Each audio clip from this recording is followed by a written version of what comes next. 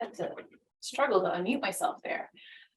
Good morning, good afternoon, good evening, wherever you're coming from, and welcome back to Terms of Art.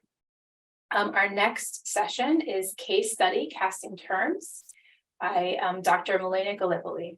Okay. Take it away.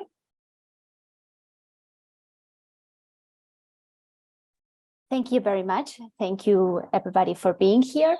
My name is Milena Gallipoli. I am from the Museo de la Cárcova, which is a plaster cast museum from Buenos Aires.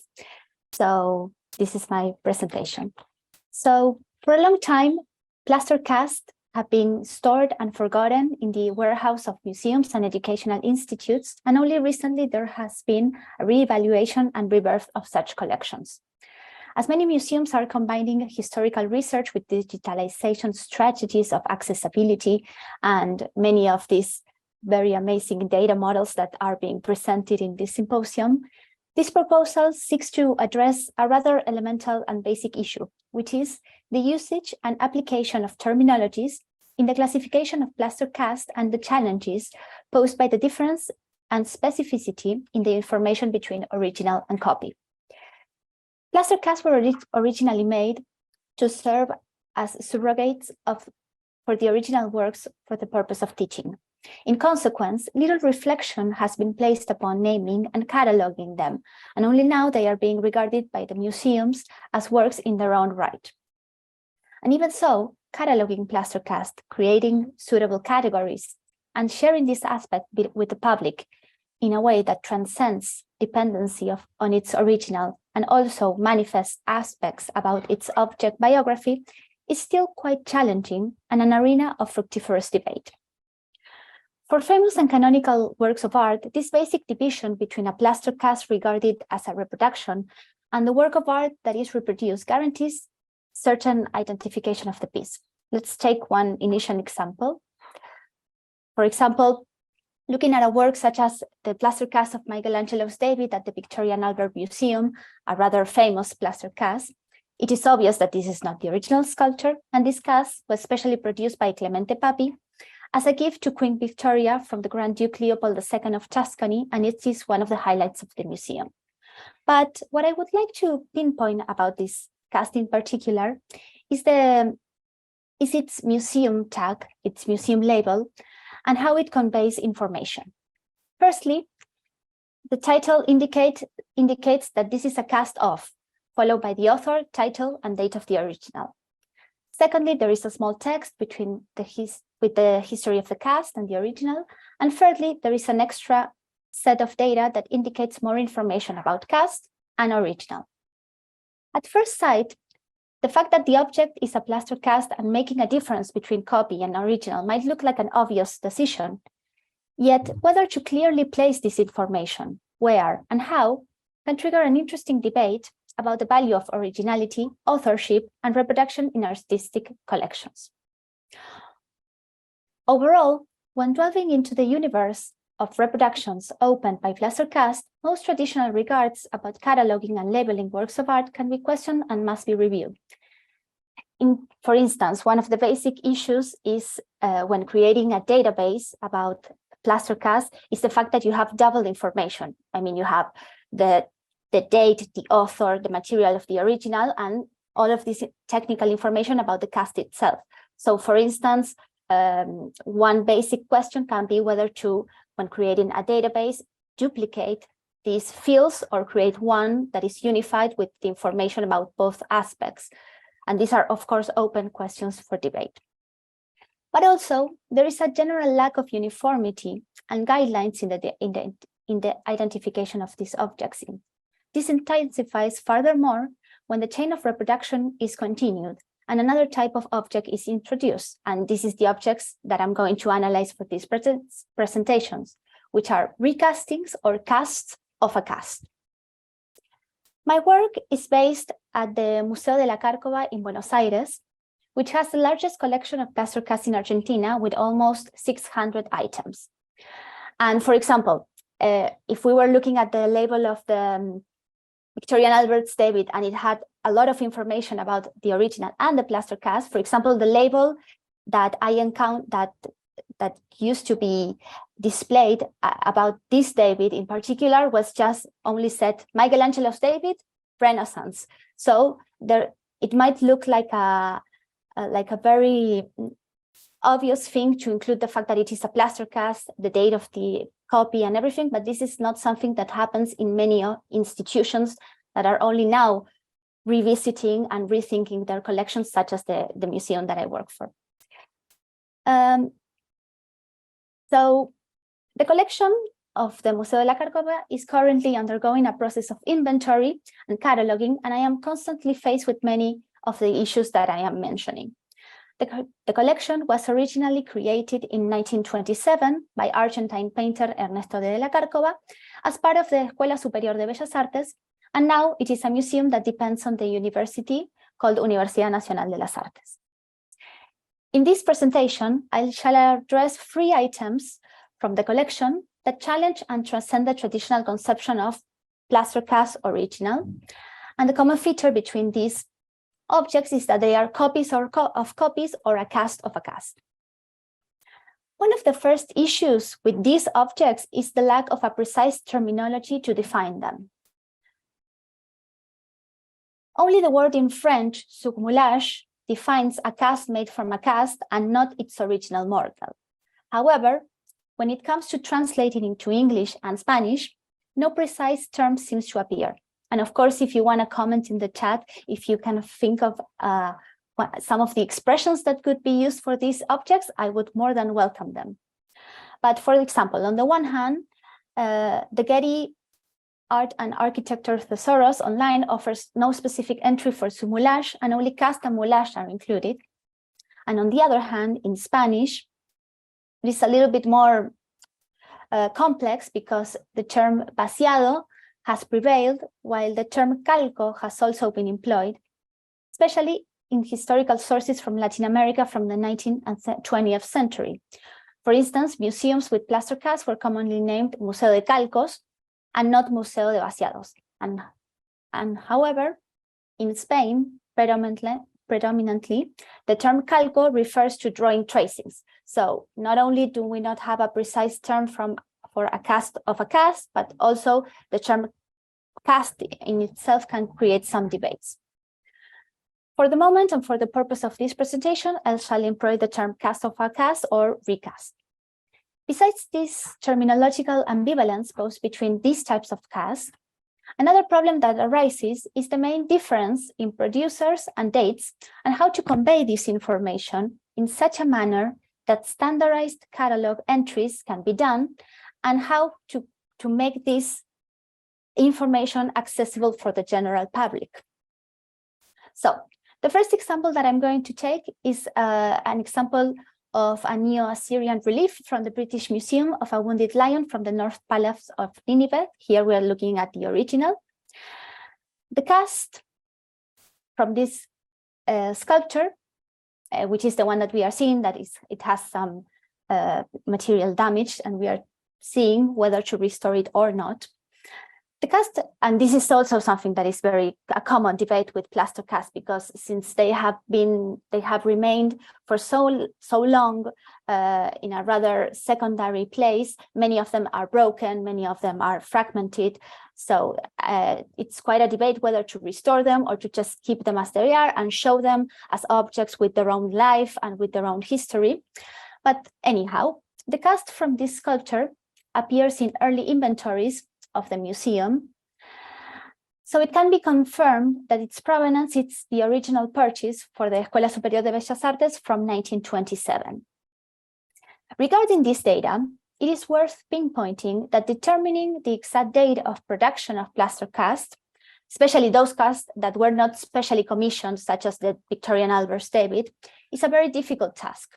It is nearly impossible to prove with sources if the producer of the cast had stock of the cast or they had already made it, or if the cast was made when the order or the purchase was made. Thus, for the moment, the year of purchase or arrival of the cast to destination can be one of the most rigorous indicators to prove dating. On the other hand, another interesting aspect about this plaster cast is that for the moment, the producer cannot be confirmed, since many plaster casts have metal plates that can clearly tell you the producer, but in this case, we do not have any metal plates, so maybe we can even say that it is a cast from a cast. It is not quite certain, so we are not, I have not been able to catalog it with a certain producer. And more so, as Rebecca Wade has investigated, the British Museum outsourced production and did not have their own casting workshop, so many of these casts do not have the metal plate of the British Museum itself. But despite these details, this object can be cataloged under certain criteria. However, there is another item at the museum that is another version of the original. In this case, it is a cast of the cast made in 2011 by the institution. So now we have a completely different producer and date, and we have a cast of a cast. One question that arises, and that I believe remains unanswered, and I would love your input about it, is how to name this object so that this information, that the fact that it is a cast of a cast, can be understood by the public. Should the catalog entry and the museum label incorporate the term cast of a cast or recast? Can the public acknowledge these differences if only this cast is being exhibited? Should both objects be displayed? For the moment, one possible solution, but I don't believe that it is maybe the most suitable one, is to incorporate the collection and the producer of the different objects that make up the chain of reproduction. So for this case, we can identify the producers by name, who are Maritza Coniglio and Marcela Minkiewicz, that they are the restorers of the Museo de la Cárcova. We know that the cast is from an unknown producer, but it is currently at the Museo de la Cárcova, Buenos Aires, and then the original is at the British Museum in London.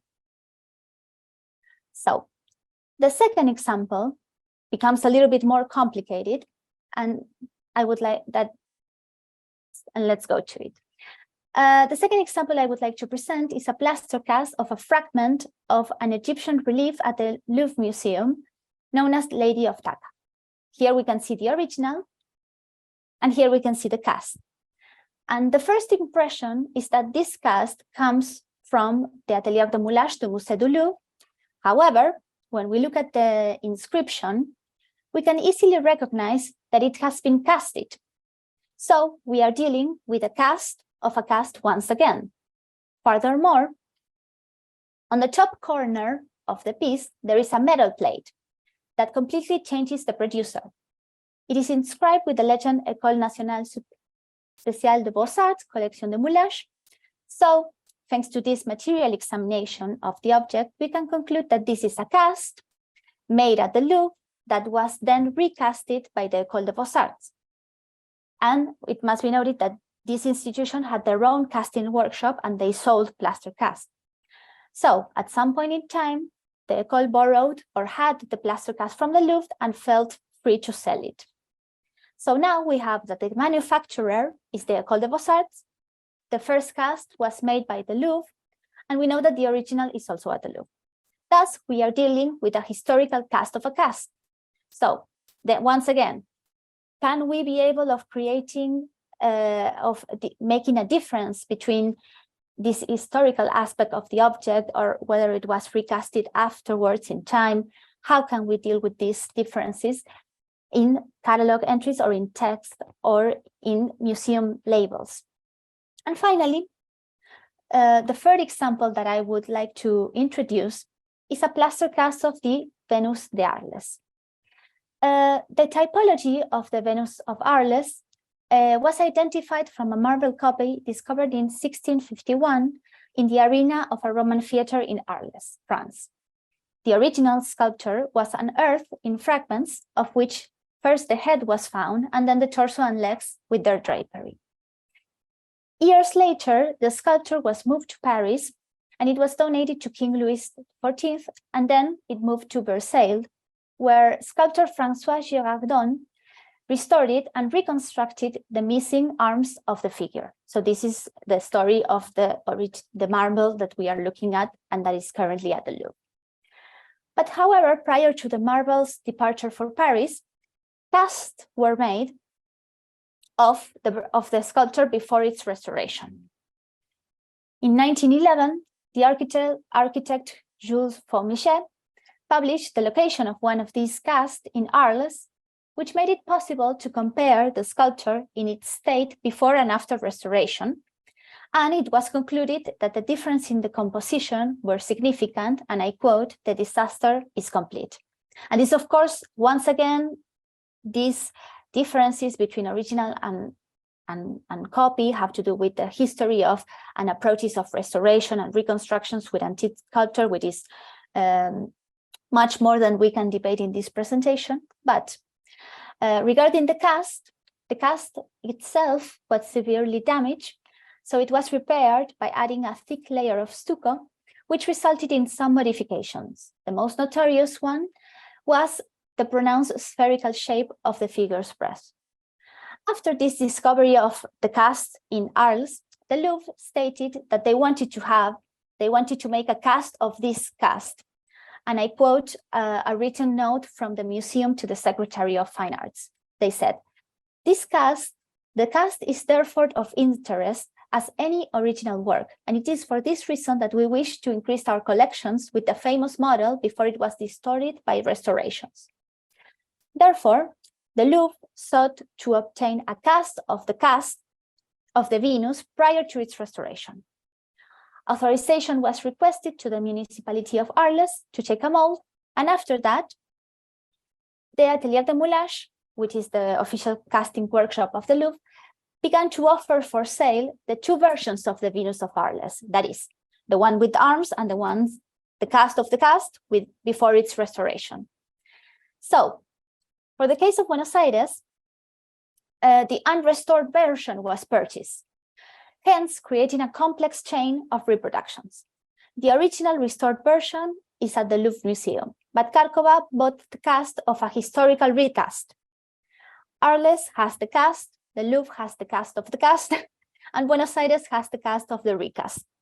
Of course, all of these boxes is like a mamushka of things, of terms, of reproductions, and of course, how to create a museum label that could convey all of these objects, all of these things that are included within the history of this object.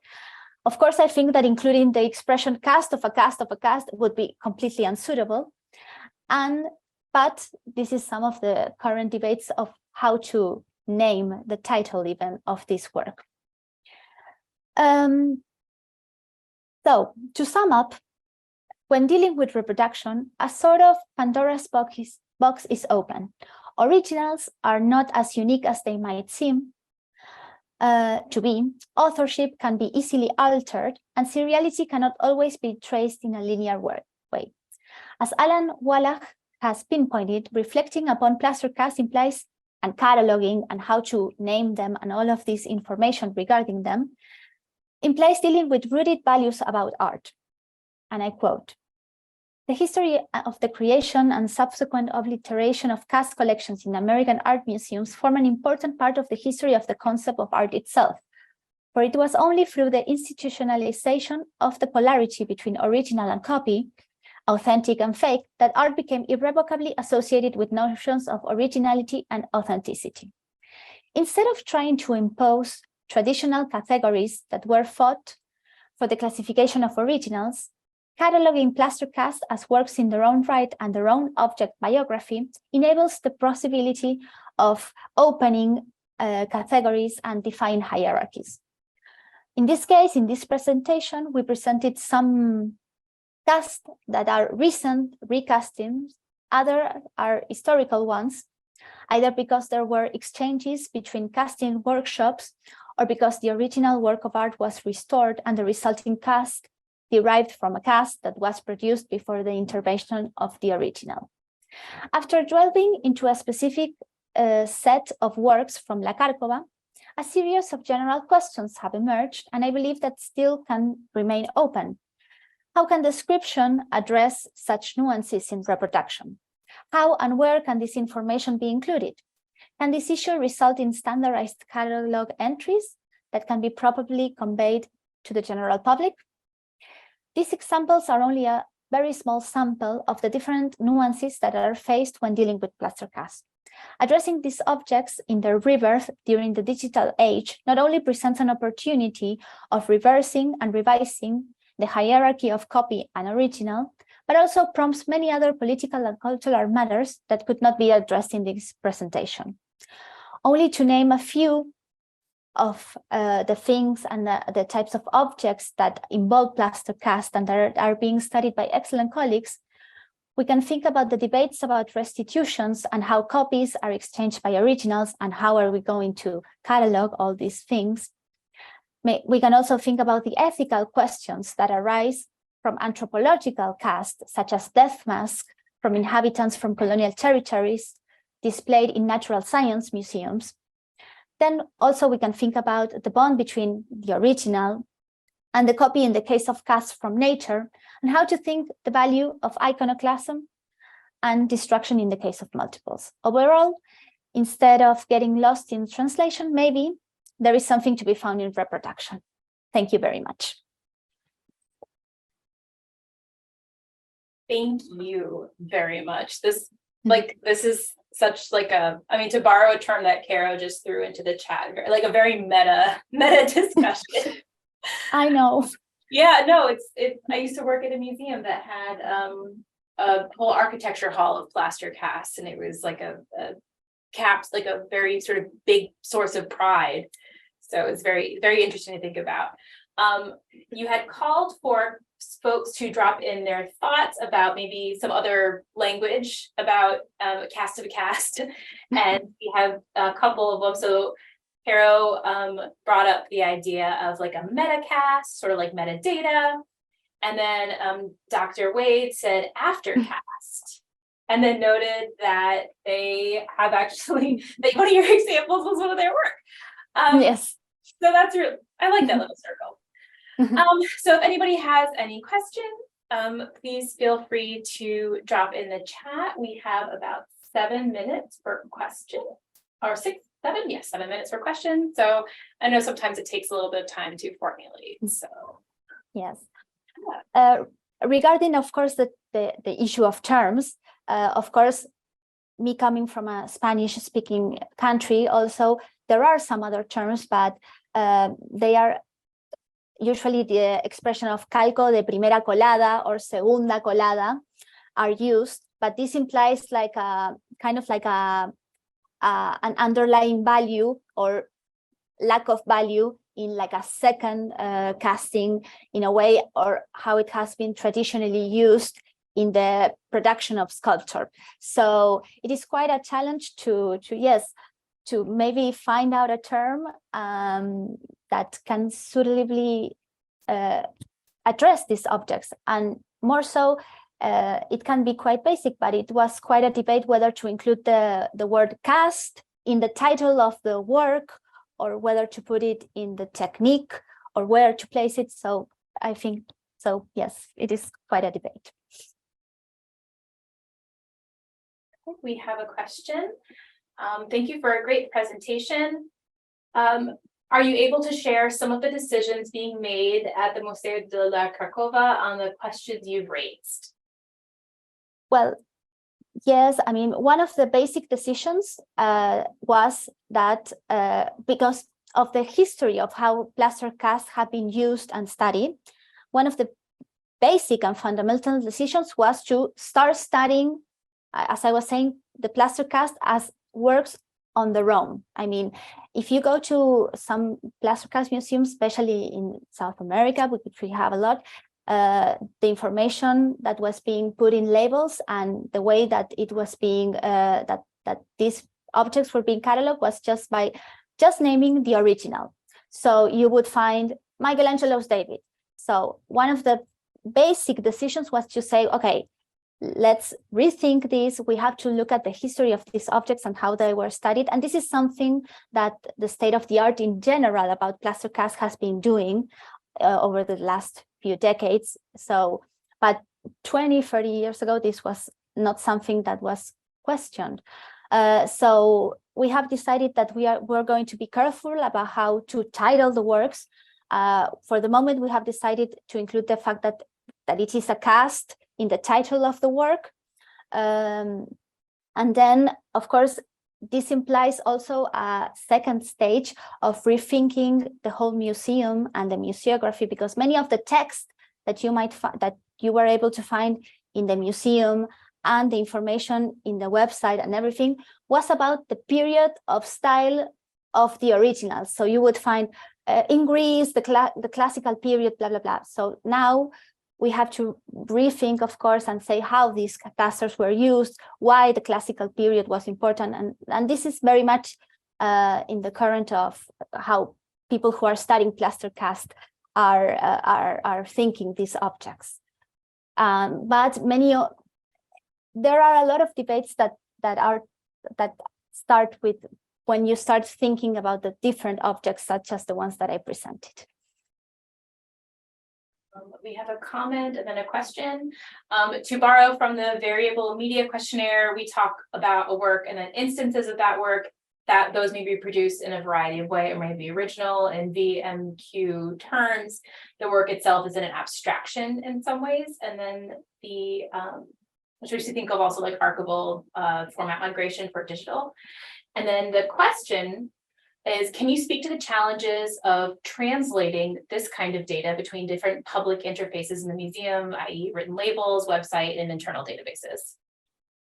Yes, of course. Well, one of the big things, I mean, of course, we are at a very preliminary stage. Of course, this is a rather small museum that it's rethinking its whole collection, and it didn't have an inventory when I first started working. So, of course, this is also an opportunity to think things from the very beginning, and trying to do things as correctly as possible. Or one of the big debates that I have is whether to create in the internal databases specific categories for the technical information of the cast and the original.